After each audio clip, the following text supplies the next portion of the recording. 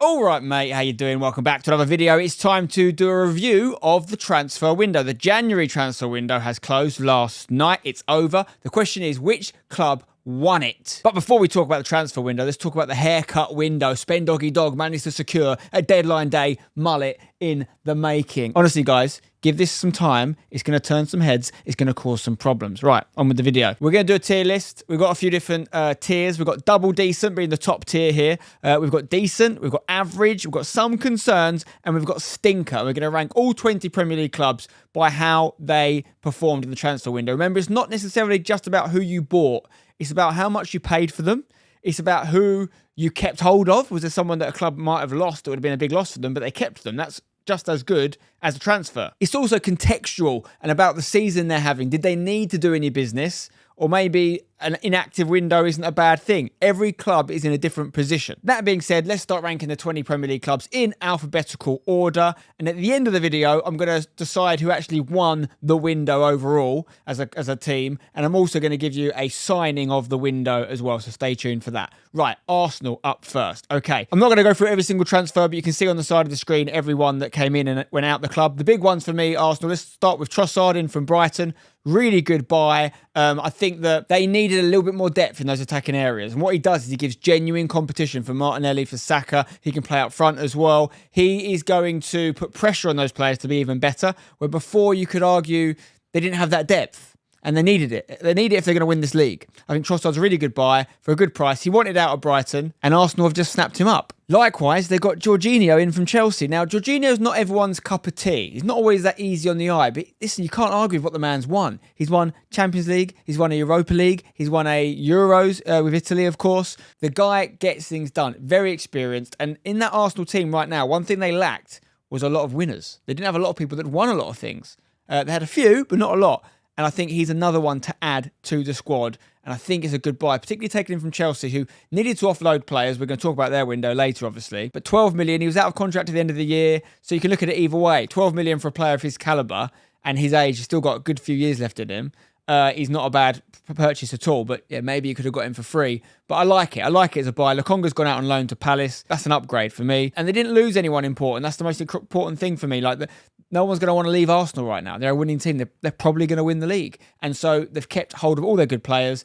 They didn't get a striker, an out-and-out striker. Obviously, Gabriel Jesus is injured for a little bit still. But Nketiah's been filling in. He's been scoring goals. I think he's earned the right for them not to sign a striker on his performances in the last few months. And likewise, Trossard can deputise in there as well if needed. So that's the only thing I can say about this window for Arsenal not being unbelievable is they didn't go out and get a premium striker, but I like the purchases. I'm going double decent for Arsenal. That's the second transfer window video in a row that I've put Arsenal right at the top. Okay, Aston Villa next alphabetically. They've lost Ings to West Ham, incidentally. Now, I don't think that's a bad departure necessarily. They got over 10 million for him. He's getting older. He wasn't in Emery's plans, so I understand the departure.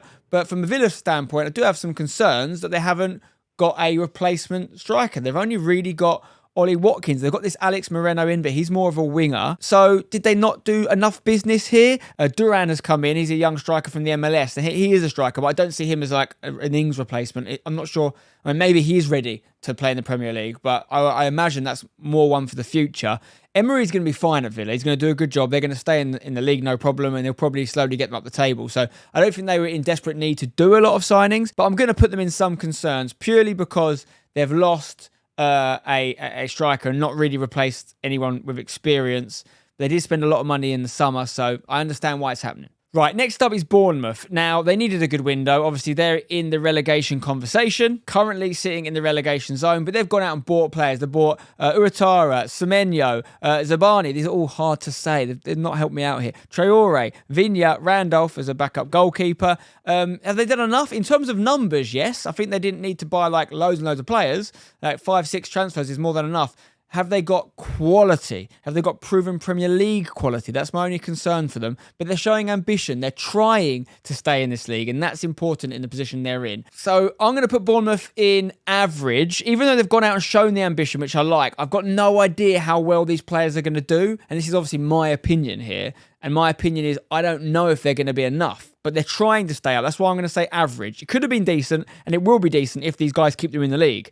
But equally, they could not make the difference. They could not adjust to the Premier League, and they could go down. So I'm going to say average. They haven't brought anyone in that makes me go, Bournemouth, what a transfer that is, you know what I mean? Brentford is another club I'm putting in the average category. Now, their biggest transfer was Romeo Beckham, and that was, for the B team. He's not going to play in the first team. They didn't do a lot, but did they need to do a lot, Brentford? They're a great example of a club that are just in great shape. They've not got eyes bigger than their stomachs. They're not trying to get in the Champions League. They'll be very happy with where they are and their squad. The only real concern there is the Ivan Toney situation. We don't know what sort of ban he's getting for this, betting situation he's found himself in.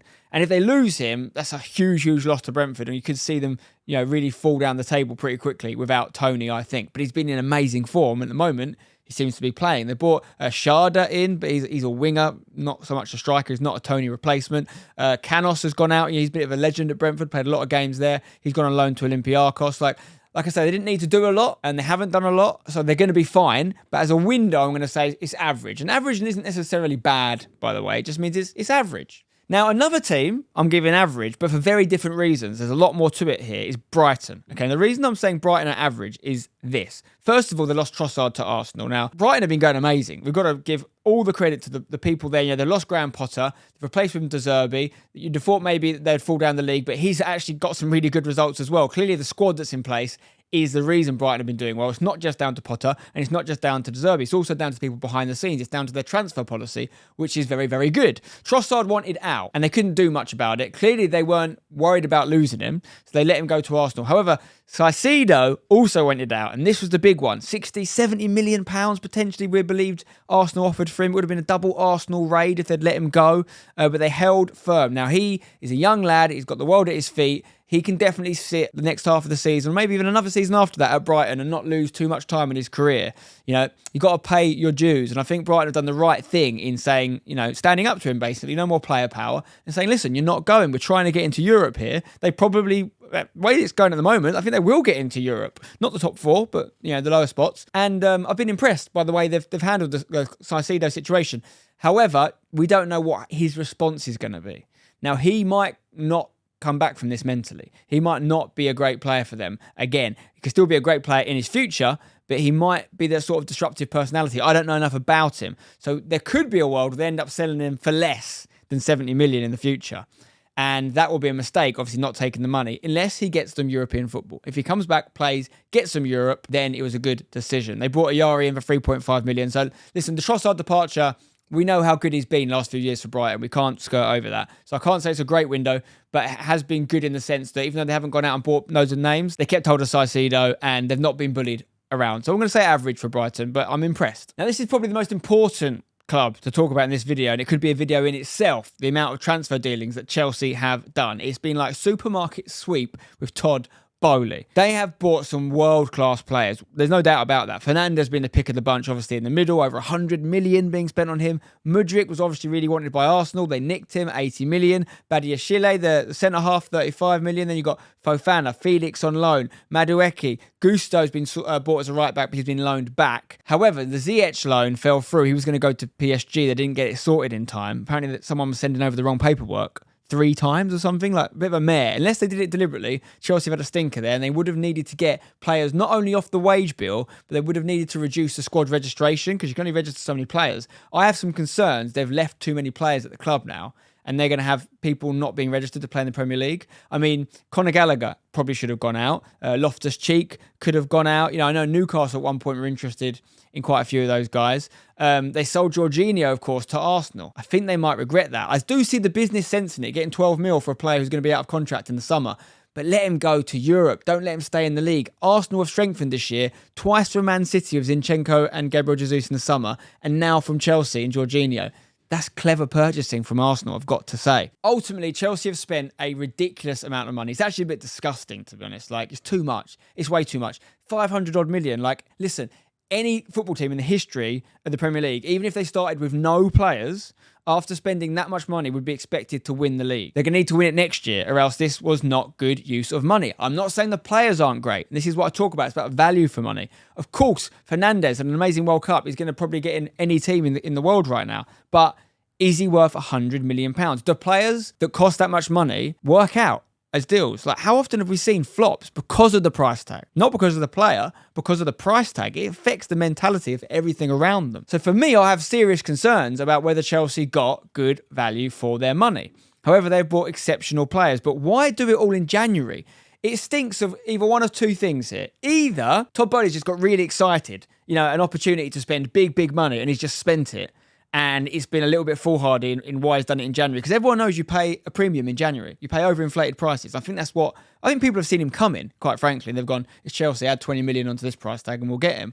So it's either an overexcited new owner in Todd Bowley spending money unnecessarily, or it's just reckless. It's just reckless. It's just his plaything. He just doesn't care. There's got to be some long-term financial fair play situations here. I know that they've got around it by giving things like Mudryk an 8-year contract, and it's a longer term, and you've got the player amortization and all this stuff over a long period of time, and there's ways around it, clever accountancy. But I think it's a lot. I think it's maybe too many players in one go. It's like a whole new team. I don't know how this is going to affect Graham Potter.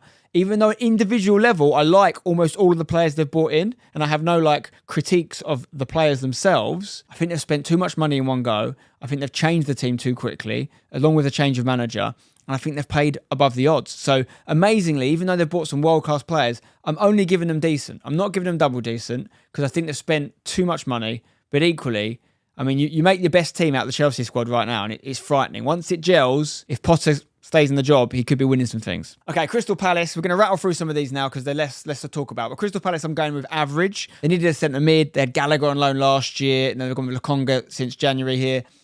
Had Gallagher last year from Chelsea. Now they've gone Lokonga from Arsenal. I like it. They weren't very active in the window. They don't really need to be. They're quite happy in the middle of the table. Patrick Vieira, he's doing a very good job. Are they going to get pulled into a relegation fight? I don't think so. They kept hold of Zaha. We think he could leave in the summer potentially. He might be out of contract, but it's another window where they kept Zaha, and that's the most important thing. They could have a lot to do in the summer if he leaves to rebuild their squad. But right now, I'm going to say they're average because I don't think they'll be in the relegation fight, but they haven't done anything to improve. Now, next up is Everton, and this is the first club that I'm putting in the stinker category. Maybe the only club. A terrible, terrible window, right? The only thing you can say is they got very good money for Anthony Gordon, 45 million to Newcastle, but this is in a relegation fight in mid-season. Sell him in the summer, rebuild without him, no problem. But he's one of their own. He's a very up-and-coming, young English talent. They sold him to a rival. It wasn't long ago that Everton were way above Newcastle in the conversation of the Premier League. Newcastle got relegated not too long ago. Everton have never been relegated from the Premier League, but I think that is going to change this year unless Sean Dyche works absolute miracles. Now, you could say Dyche coming in is a transfer of sorts, and it's a good transfer in terms of a manager that's going to keep you in the league. But they've given him nothing to play with. They've actually given him less than what Frank Lampard had because he's lost Gordon. There was a couple of players they tried to get and they lost to other teams like Danjuma, for example. Sulemana as well they wanted. He went to Southampton instead. So what's interesting is when they've missed out on those targets, they don't seem to have had backup targets. Even when Gordon sold, so they had the money to spend, they haven't gone and spent. So either Dyche didn't want to, which is very unlikely. I think the board weren't letting him. They weren't backing him. And that stinks of a relegation to me. Serious problems at Everton. Fulham is next. What a season they're having. I'm going to say decent for the transfer window. They brought in Cedric Suarez from Arsenal. They brought in Lukic. They didn't lose anyone crucial. Probably the most important thing when you're in the position that Fulham are in. They don't need to spend big. They're coming up from the league below. They're looking like they've been here for 10 years. They're looking so comfortable in the Premier League and they haven't had to spend crazy money. That's just the best possible scenario, really. So it would have been a bit weird, really, if they'd gone out and spent loads of money because then they would have had to improve. And can they improve? I'm not sure they can. I think they should just stay where they are. So decent, but I mean that in a nice way. Like, it's very decent because they're having such a good season. Leeds. Very impressive window. I'm actually going double decent for Leeds in this window. McKennie is a lovely, lovely buy. They've got that American core with the American manager. Best mates with Tyler Adams. We saw what those guys could do against England when we drew with them in the World Cup, of course. I really like that buy. They've gone big, 35.5 million for Rutter. They needed a striker. Obviously, Bamford's perennially injured. Rodrigo's been deputised in scoring goals. I like this Notto lad they've got now as well. He's been coming through, the young lad. It's an exciting club. They've got Voba from RB Salzburg. They basically only buy players from the Bundesliga or Red Bull teams. Like, that's almost their transfer policy at this point. McKennie being the exception. But no essential departures from Leeds. They're trying to stay in the league. They lost Rafinha in the summer. They lost Calvin Phillips in the summer. They were big departures. And they had a great start to the season and they dropped off. Now they're finding their feet again. They've got a couple of tough games against Man United coming up, but I think Leeds will stay in the league, and I think the purchases they've made have been really nice. They've now got Aronson, McKennie and Adams. It's basically the US midfield, and it's an exciting young midfield. Next up, Leicester. Now, they needed a big window, didn't they? Because they've been struggling again. They had a really bad start to the season. Then they picked it up, and they started to drop off a little bit. Suter is a good buy. Reminds me of when they brought in Harry Maguire, big centre-half. He'll be good. I think Brendan Rodgers will work well with him. Spent 17.5 million on the fullback Christensen from Denmark. All Brighton's left, which is interesting because it means that Jamie Vardy is now the only player left at Leicester from the Premier League winning side. And he probably hasn't got long left either. So it's definitely the end of an era. Perez went out on loan as well. Have they done enough, Leicester, to stay in the league? Did they need to do? I mean, they've always had a good core. They kept Maddison. A lot of people coming for Maddison, apparently. Tielemans is still there, even though he might leave in the summer. They could both leave in the summer. But if they stay in the league as a result of keeping Maddison, Tielemans, they've still got Sionchu. They've got a really good core. Their team's always been underperforming this year. When they lost Schmeichel as well in goal, Ward had a really slow start to the season, but he started to pick up his form. So listen, I think they're going to be okay. I don't think they've gone above and beyond in the window, but I like the Suter buy, and for that reason, I'm actually going to put them in a decent category. Next up, we're going to talk about Liverpool. They started the window with a bang. They got Gakpo, right? Man United wanted him. It seemed like such a good purchase. They had those unbelievable options going forward now. A lot of them out injured, but when everyone's back, serious depth in quality going forward, right? But they haven't got a midfielder in. And I think this could have serious ramifications. First of all, it feels a little bit like they're giving up on this season. You've got the likes of Chelsea in a similar position to them in the league, struggling, but spending to try and get out of it. Fernandes being a big midfield addition. They haven't gone that route, Liverpool. I think they're giving up a little bit. I've got concerns about Klopp. He's got a 7-year itch, 7 years in the job. He's never lasted longer than that at another club. And I worry if their lack of ambition in this window is going to affect their play to get Jude Bellingham in the summer. Chelsea probably aren't going to go for Bellingham now because they've got Fernandes. But Real Madrid, obviously, the main ones. And I think they might get him now because if I was Bellingham looking at Liverpool, I'd be like, they're not spending the money. Like, who am I going to be playing in midfield with? Jordan Henderson is getting older. Fabinho seems to be struggling. And then even with Gakpo, the purchase was a good purchase on paper, but I've not been impressed with his performances. I don't think he's fit into their system yet. Give him time, he could be unbelievable. I'm not disputing that, and I think it was a great buy. But I don't think they've had a good window because I don't think they're strengthened enough. And I think their midfield is their big problem. I've been saying it on this channel for a while. They need a whole new midfield, and they haven't got anyone. So for that reason, I'm actually going to say some concerns for Liverpool. They are apparently considering selling. Is that affecting their expenditures? Maybe. Man City next. Only the one addition for them. They've got Perón from Argentina. I'm not sure if it's Perón or Perone. Young midfielder, £8 million. Not going to probably impact the first team very quickly. But Cancelo has left. And this is big. Now, I know what's happened here. There's obviously been a bust-up of sorts. He's been annoyed about his lack of game time. He's been in poor form, even in the World Cup. He wasn't playing for Portugal necessarily. And something's happened there. And Pep has got a zero-tolerance policy on this sort of thing, which I rate. Again, no one's bigger than the club. The manager should be in control, and he's let Cancelo go. Great purchase for Bayern, by the way. If we were, I know it's a loan right now, but if we were rating the Bundesliga transfers, that'd be right up there. My concern is, though, I don't know if they've got a lot of depth in that category. Like, Kyle Walker's going to have to be right back now for the rest of the season. Ake might be the left back. They've got Gomez. Laporte can play there. But Cancelo was adding so much attacking impetus. Rico Lewis, over to you. Ultimately, the reason I'm going to put Man City in the some concerns category, the same concern as Liverpool, is that they're trying to win the league, no? They've got to catch Arsenal. There's a bit of a gap there. The squad's good enough. They don't need loads of additions. But then letting Cancelo go and not having anyone lined up, it worries me a little bit. We're not seeing that same aggressive ambition from City that we used to. Maybe they're a bit bored of winning the league. Man United next. Now, they've been having a great season. Their season's taken a real upward turn since Ronaldo left. Oh, it's a crazy thing to say, but Ronaldo leaving United and them ultimately sacking him, really, or releasing him, whatever it was, might have been the best bit of business they did, to be honest.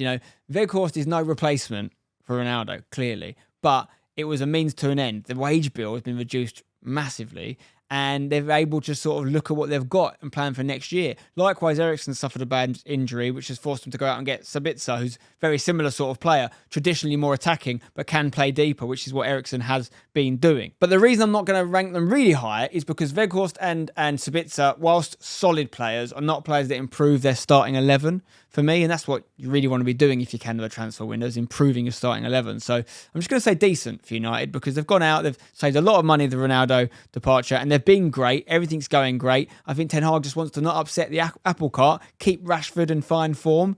Maybe these will be good additions because there's not too many egos coming in. Newcastle next. Everyone's talking about Newcastle right now. They just secured a spot at Wembley for the League Cup final. I really liked the business they've done since they got their takeover. I think they've spent well. They've bought players that are kind of realistic for them, and I think they've continued that this window, albeit spending big on Anthony Gordon, 45 million. That is going to put a lot of pressure on a young lad who hasn't really done that much. He's looked good and he's very highly thought of and he's rapid and he's going to probably be quite good for them. But I do think their front three, I actually don't know what their best choice front three is right now. Like, where does Almiron, for example, who's been one of the players of the season, fit into their team if everyone fit? Does Gordon take his place?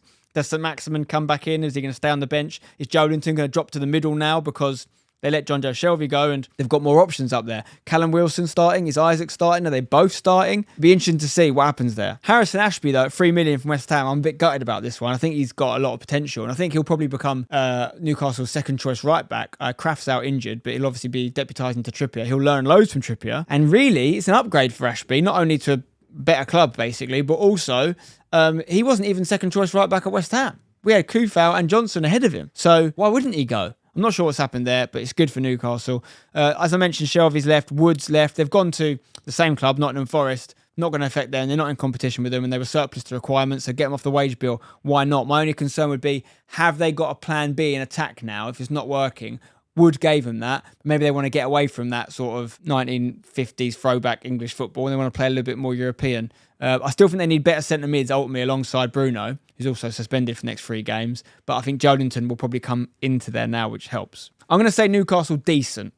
Not double decent because I don't think they improved their centre midfield enough and they spent a lot of money on Gordon, but still decent. Nottingham Forest. They did a crazy amount of business in the summer.